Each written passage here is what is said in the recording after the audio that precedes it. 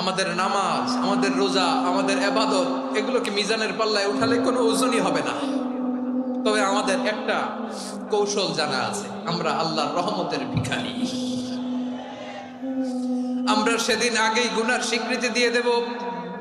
আমরা বলবো, আল্লাহ তুমি প্রশ্ন করার আগে তোমার একটা কথা বলি, আমারে কিছু জিজ্ঞেস করো না, আমি সব করেছি। এমন কোন পাপ নাই যে পাপ আমারে দিয়ে হয় নাই।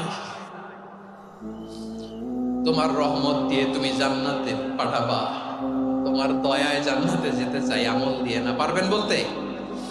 কিয়ামতের দিন আমরা বলবো, আল্লাহ আমার আমল দিয়ে জান্নাত চাই না, আমি তোমার দয়া দিয়ে জান্নাত চাই। তোমার দয়া ছাড়া আমার কোনো উপায় নাই।